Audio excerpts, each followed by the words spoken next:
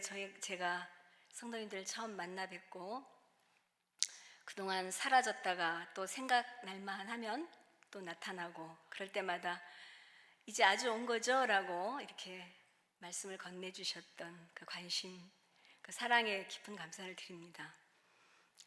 이제는 아주 온 게 맞긴 맞는데요. 아직은 이곳의 모든 환경이 익숙지가 않아서 마치 이곳이 여행지 같고요. 돌아갈 곳이 있는 것 같은 그런 기분이긴 합니다. 그러나 우리의 인생 여정을 가장 잘 아시는 주님께서 또 새로운 희망으로 저의 길을 인도하시리라 믿고 또 용기를 내서 시작을 해보려고 합니다. 지난 7월에 저와 남편은 영국을 여행할 기회가 있었어요. 오늘 이 시간에는 그곳에서 만난 3장의 그림을 통해서 하나님의 말씀을 묵상하는 시간을 갖도록 하겠습니다.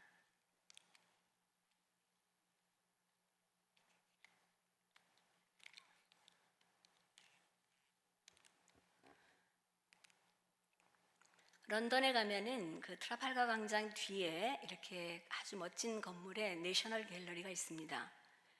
이곳에는 굉장히 방대한 양의 그림들을 전시하고 있어요.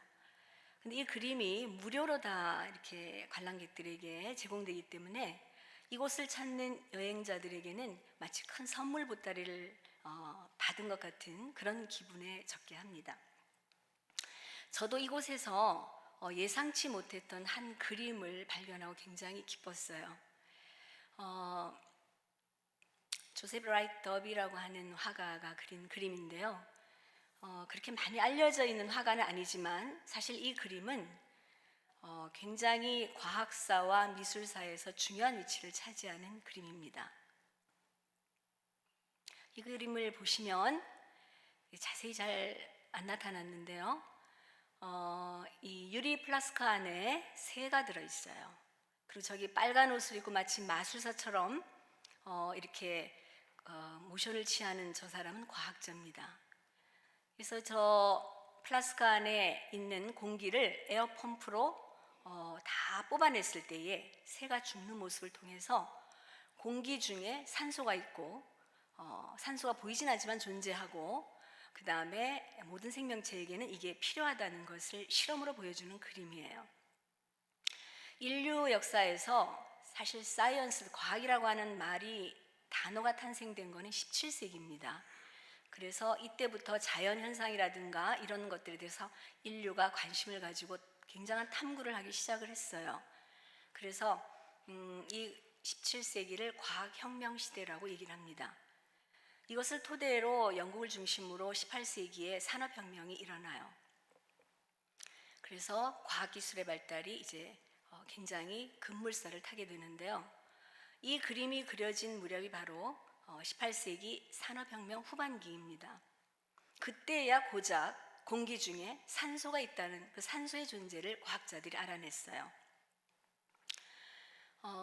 진화론자들은 태초에 지구에 산소가 없었다고 얘기해요. 바다에서부터 생물이 존재하면서 이 생물의 그 생명활동의 부산물로 점진적으로 산소 기체가 대기 중에 많아졌고 이것으로 인해서 육상생물이 출현하게 됐다라고 학설을 전개합니다.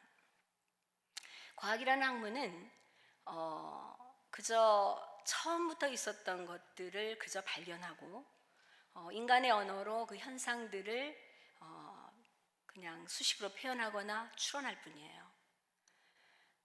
눈에 보이는 것들이 가장 그 절대 가치를 부여하고 눈에 보이는 게 전부인 것처럼 살아가는 그 인간의 그 어리석음이죠. 이러한 것들에 대해서 시편 기자는 확실하게 지적하고 있습니다. 천지간에 명령하신 대로 모든 것이 오늘날까지도 그대로 있음은 삼라만상이 모두 다 주님을 섬기는 까닭입니다. 시편에 나와 있는 말씀입니다. 두 번째 그림은요, 고흐의 작품이에요. 저도 개인적으로 고흐를 참 좋아하는데 그날 갤러리에서 본 그림은 바로 저 그림이었습니다.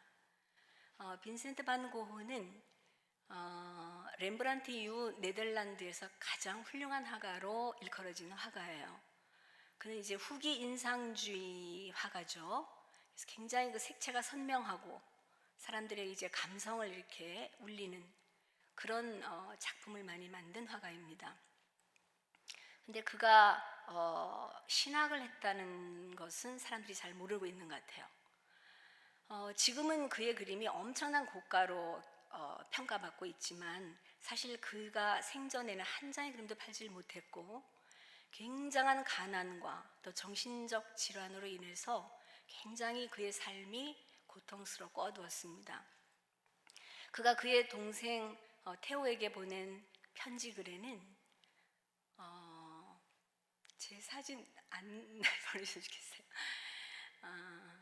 이런 글이 나와 있어요. 그렇게 어려움을 당할 때마다 하나님이 주신 자연을 만나면서 치유됐다고 얘기해요.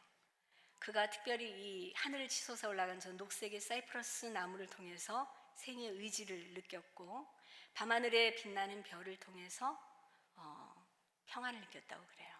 그래서 그의 그림에는 이 사이프러스 나무와 별을 주제로 한 그림들이 여러 장 있습니다.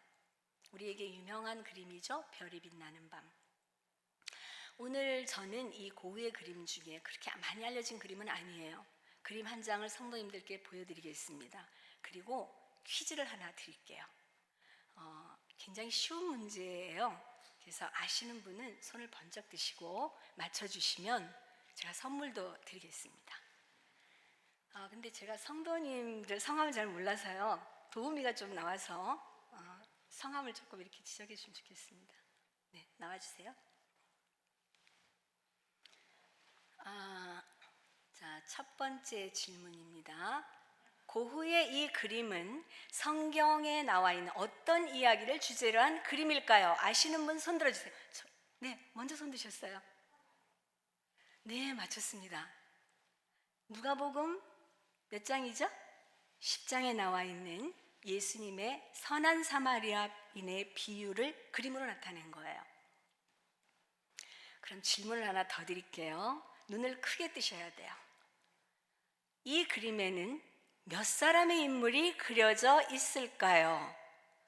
이 그림에는 몇 사람의 인물이 그려져 있을까요? 자신 없어서 손 드세요. 용기 있는 자가 항상 얻죠. 손을 들어주시기 바랍니다. 손을 드세요. 네, 장로님. 세 사람. 계속 손을 들고 계신데요. 세 사람 아닌가요? 네 사람이요? 네, 한번 일어나 주시겠어요? 어떻게 네 사람이 보여요? 눈에 띄어요? 네. 제가 한번 맞춰볼게요. 이게 누굴까요? 사마리아인이죠. 강도 만난 자죠. 이 상황과 전혀 상관없이 책을 읽고 가는 레위인입니다. 그리고 저 멀리 고흐는 그저 존재감 없이 배경과 함께 사라지는 인물로 묘사한 제사장의 모습이 나옵니다. 이렇게 해서 4명이에요. 고흐는 이 그림을 통해서 굉장히 많은 것들을 이야기하고 있어요.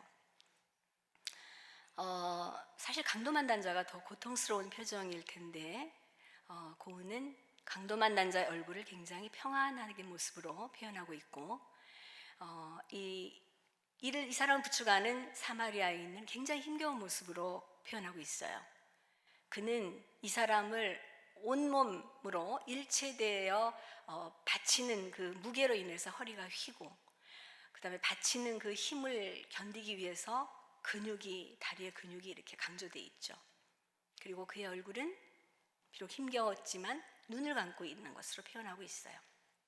그에게는 사마리아인이든 유대인이든 그 분별이 중요한 게 아니라는 얘기죠.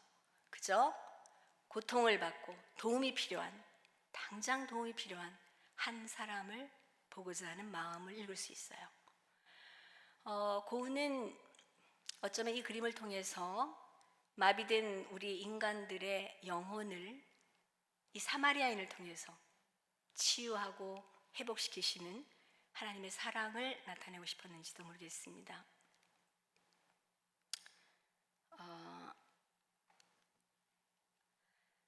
마태복음 25장 양과 염소의 비유를 통해서 하나님께서는 우리가 사람을 대할 때 정말 중요한 원칙으로 늘 기억해야 될 말씀을 주십니다. 내가 진실로 너희에게 이르노니 너희가 여기 내 형제 중에 지극히 작은 자 하나에게 한 것이 곧 내게 한 것이니라. 마지막 세 번째 그림은요, 제가 글래스고 시티의 켈빈 그로브 미술관을 갔었어요. 근데 이곳은 이 미술관을 굉장히 유명하게 만든 그림이 한 장 있습니다. 바로 살바도르 달리가 1950년에 그린 성요한의 십자가의 그리스도라는 그림이에요. 그는 이제 이 그림을 예전에 이제 카톨릭의 어떤 부패한 것들을 개혁하기 위해서 굉장히 외치다가 순교한 수도사 중에 성 요한이 있는 것 같아요.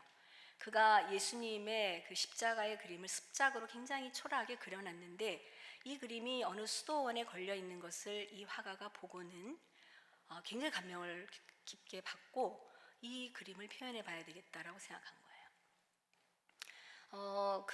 켈빈 그로브 미술관에 이 그림은 특별한 작은 전시방에 전시가 되어 있는데, 특이하게도 이 그림 앞에는 작은 의자가 하나 놓여 있어요. 저희가 그날 갔을 때도 많은 사람들이 이곳을 들어와 가지고 굉장히 숙연한 모습으로 이 그림을 감상했고요. 어떤 한 사람은 이 의자에 앉아서 굉장히 오랜 시간 묵상하는 모습을 봤습니다. 바로 이 그림이에요. 사실 이 그림이 1950년 파리에서 처음 전시되었을 때 모든 사람들에게 굉장한 관심을 받았는데 굉장히 비난을 받은 그림이에요. 굉장히 파격적인 구도죠. 그 다음에 또 이제 획기적인 어떤 묘사들이 좀 그렇고요. 그래서 무엇보다도 이 그림이 예수님의 고통을 감히 공중에서 이렇게 내려다본 것처럼 표현했다는 그 발상 때문에 굉장히 신성모독이라고 비난을 받았어요. 근데 사실은 이 그림이 이렇게 맹비난을 받은, 아주 세인의 관심을 받은 가장 큰 이유는 이 그림을 살바도르 달리라는 화가가 그렸기 때문이에요. 사실 이 화가는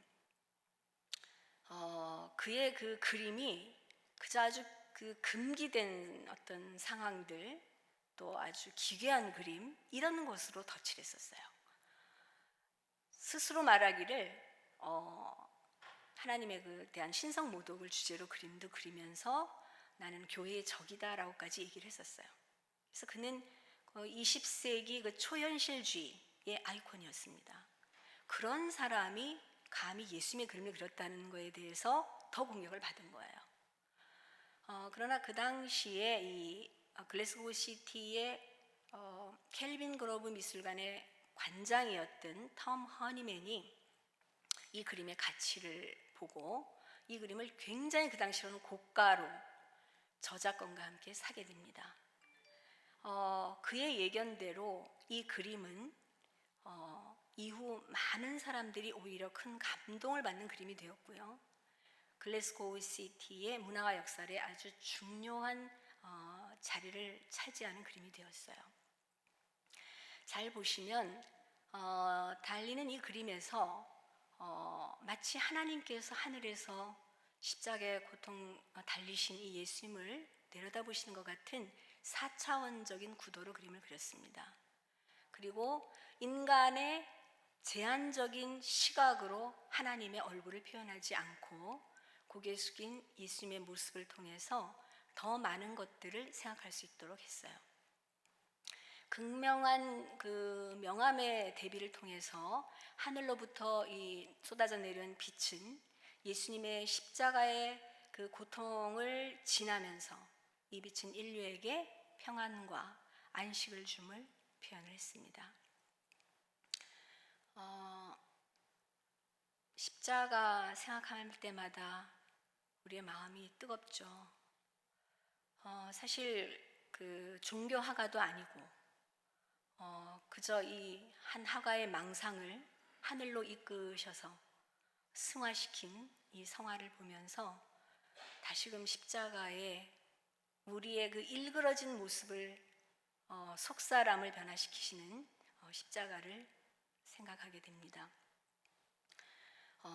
십자가의 능력에 대해서 사도 바울의 정말 힘찬 증언이 우리의 가슴을 울립니다.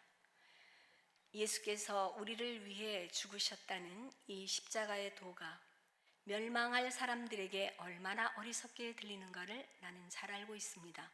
그러나 구원받은 우리는 이것이 바로 하나님의 능력이라는 것을 잘 압니다.